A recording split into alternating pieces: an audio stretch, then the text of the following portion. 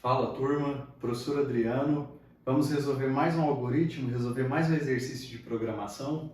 Esse aqui tem o seguinte enunciado: faça um programa que leia e valide as seguintes informações.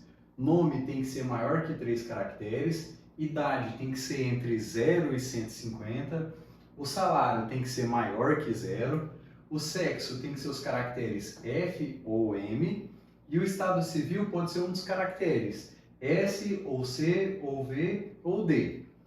Bom, é um formulário, certo? Esse formulário é um formulário comum, como que vocês acessam na internet, que muitas vezes tem aquelas validações, né, onde você tem que digitar um e-mail válido. Se você não digita um e-mail no padrão válido, ele fica em vermelho. Se você não digita uma senha maior que 6 caracteres, ele fica ali em vermelho. É um formulário semelhante àquele. Porém, para praticarmos, a gente vai utilizar a estrutura de repetição.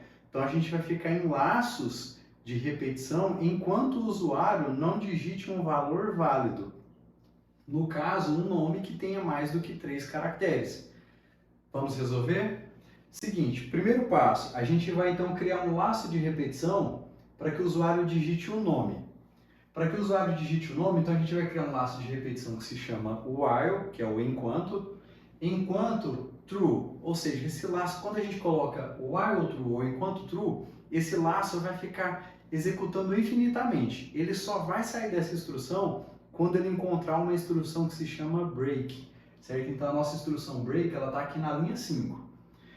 Primeiro passo, a gente precisa descobrir, ler o nome, né? Descobrir qual que é o nome dessa pessoa.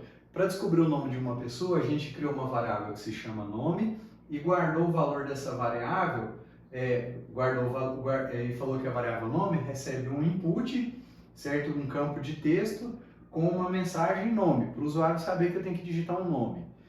Depois a gente precisa descobrir qual que é o tamanho desse nome. Para que a gente descubra o tamanho desse nome, nós utilizamos uma função que se chama len.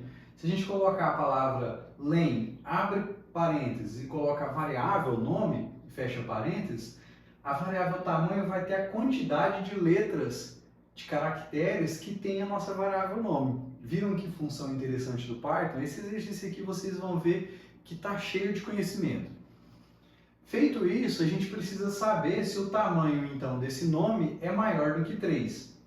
Se o tamanho do nome for maior do que 3, o programa deve break, deve sair, parar de executar. Se não, o programa deve emitir uma mensagem: nome precisa ser maior do que 3 caracteres, certo? Então, essa é a nossa regra básica. Vamos testar? Vamos ver se funciona? Vamos clicar aqui no símbolo de play aqui, certo? Para o Google Colab executar esse nosso código. E ele vai começar a executar aqui no final do código. Ó, o total desse código vai dar 36 linhas. Vamos esperar ele carregar, alocar uma máquina e executar o nosso código. E a gente vai preencher esse formulário então e ver se ele vai estar validando ou não o nosso nome. Pronto, o nosso programa começou a executar, certo? E ele criou então uma caixinha de texto aqui para a gente digitar o nome. Vamos digitar um nome aqui, vamos digitar só as 3 letras A, DR, e vou dar Enter. Quando eu cliquei ADR, dei Enter, o programa executou e emitiu uma mensagem, ó: nome precisa ser maior que 3 caracteres.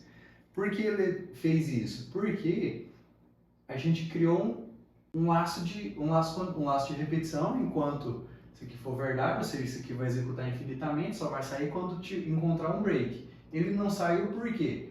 Porque o tamanho não é maior que 3, certo? A DR só tem 3 caracteres, então teria que ser maior que 3, teria que ter pelo menos 4 caracteres. Como não tem 4 caracteres, ele saiu do if e executou o nosso else. No nosso else tem uma mensagem aqui, ó: print nome precisa ser maior que 3 caracteres.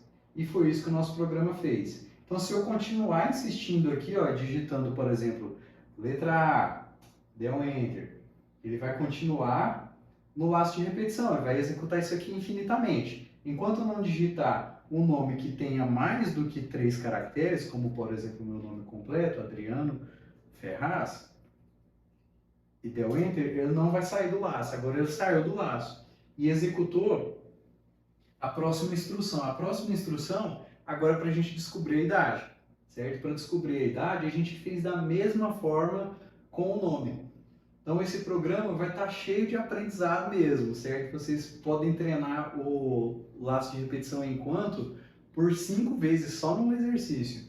Então fizemos a mesma coisa com a idade. Enquanto true, ou seja, um laço infinito, ele só vai sair daqui quando encontrar uma palavra que se chama break.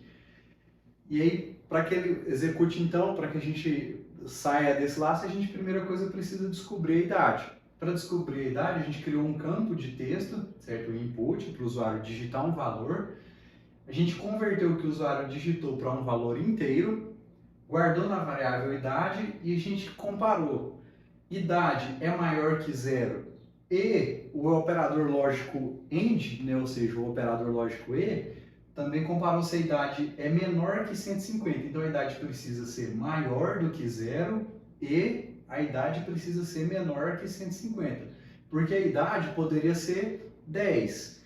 10 é maior do que zero? Sim, isso aqui é verdadeiro.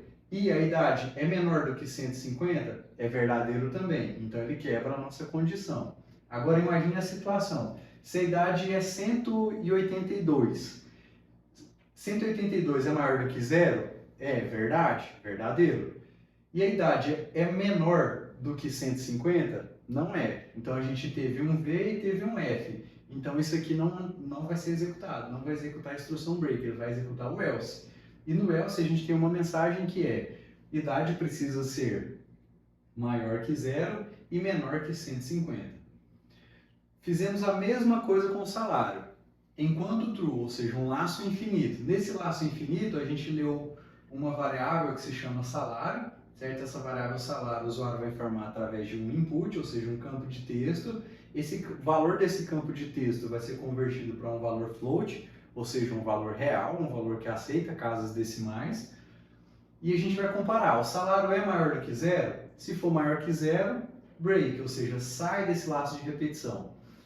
O quanto é importante a indentação do Python e a gente entender a indentação do Python, porque se a gente não indentar o nosso código de maneira correta, como a gente viu já em exercícios anteriores, a gente tem um erro, certo? Então, o que está aqui ó, dentro, recuado aqui à direita, pertence a esse enquanto, certo? Logo aqui na próxima linha, ó, percebam que esse while não está dentro desse, certo? Ou seja, ele não está recuado à direita. Então, aqui já é uma outra instrução. O que vai ficar repetindo é somente o que está recuado à direita aqui nesse caso, certo? Então, salário vai ser uma variável que vai receber um campo de texto e converter esse valor para um valor real. Se o salário for maior que zero, break, ou seja, sai do laço de repetição e não executa isso daqui. Se o salário não for menor do que zero, ele executa o else e dá a mensagem salário precisa ser maior que zero e volta aqui e executa o laço de repetição mais uma vez, infinitamente, enquanto o usuário não digitar uma condição válida para ele dar um break no nosso código.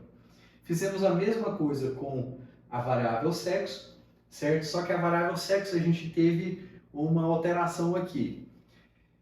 A variável sexo vai receber um campo de texto com uma mensagem sexo. Percebam que aqui a gente não colocou nem o int e nem o float aqui na frente. Por quê? Porque a gente não precisa converter esse valor para um valor string, um valor caractere, certo? Tudo que a gente digita nessas caixinhas de texto, o Python entende, né, o Google Colab aqui entende como um valor do tipo string, um valor do tipo que é uma palavra.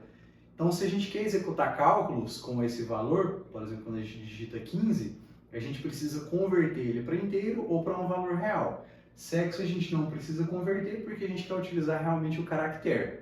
Então, pedimos para o usuário informar um valor para a variável sexo. Depois que o usuário informou esse valor, a gente vai fazer uma comparação.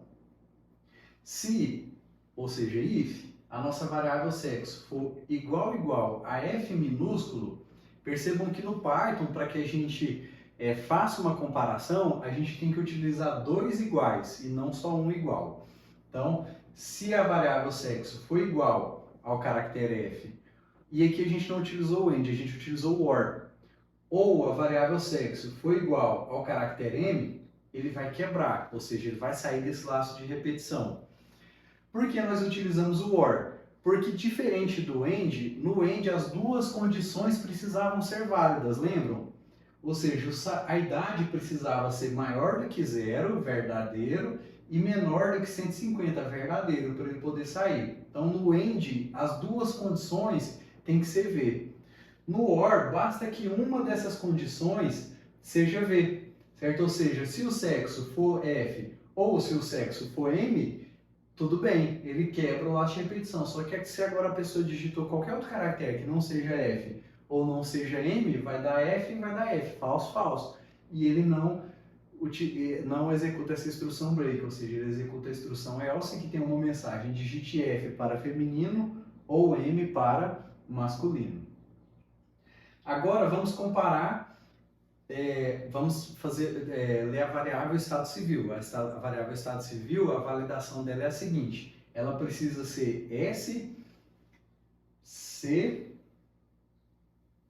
olhem aqui, a variável estado civil, ela precisa ser igual a S, ou precisa ser igual a C, ou precisa ser igual a V, ou precisa ser igual a D. Se for algum desses valores, ele vai chamar uma instrução que se chama break e vai sair desse laço de repetição que é infinito. Caso o usuário não digite nenhuma desses valores, nenhuma dessas consoantes, ele vai executar o nosso else e vai falar para o usuário que ele tem que digitar uma dessas variáveis, que é o S, o C, o V ou o D, e vai executar mais uma vez o nosso enquanto. Bom, viram que o nosso código ele é repetitivo, certo? Ou seja, ele tem muitas linhas, ele tem 35 linhas, mas cada bloco de código, como esses daqui, eles são bem semelhantes. Então revejam esse código para que vocês aprendam e entendam como fazer. Podem até criar mais algumas variáveis, por exemplo, o CPF, descobrir se ele é um número, né? qualquer outro tipo, para fazer um teste e aprenderem. Vamos testar ele. Então, digitamos o nome Adriano Ferraz, vamos digitar uma idade. A idade do professor Adriano, que é 40, bem novinho. O salário do professor Adriano, que é um salário de programador dos sonhos, né? Um salário de 20k. Em algum vídeo eu recebi uma crítica falando que eu estava vendendo sonhos, né? Esse aqui é só um sonho mesmo, de ganhar 20 mil como programador, que é real, porém não é para qualquer um.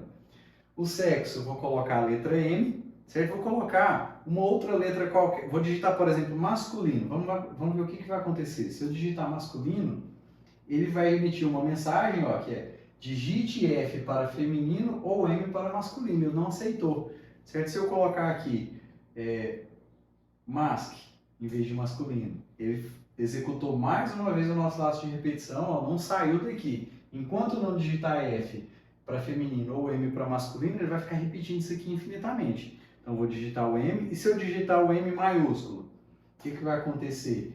Ele também não vai sair. Por quê? Porque aqui a gente comparou no nosso código somente o M minúsculo. Eu poderia colocar um outro OR aqui para o M maiúsculo e para o F maiúsculo também.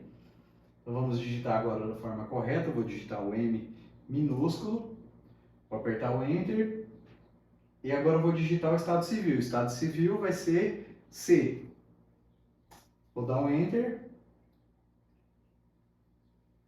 E pronto, nosso código executou. Ele pediu mais uma vez o nome, deve ter alguma coisa errada aqui no nosso código. Vamos ver. Ele executou duas vezes, né? Ou porque eu cliquei lá duas vezes, ou porque eu coloquei alguma coisa errada aqui. Acho que foi porque eu cliquei duas vezes. Vamos preencher ele aqui mais uma vez. Nome, Adriano.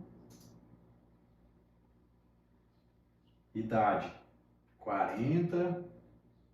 Salário, 20 mil.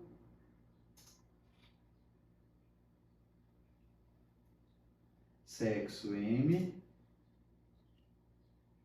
Estado civil, C.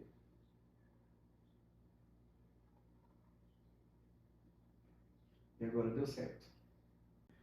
Bom, pessoal, espero que vocês estejam aprendendo e não se esqueça de curtir esse vídeo e compartilhar com as pessoas que você conhece que queiram aprender programação.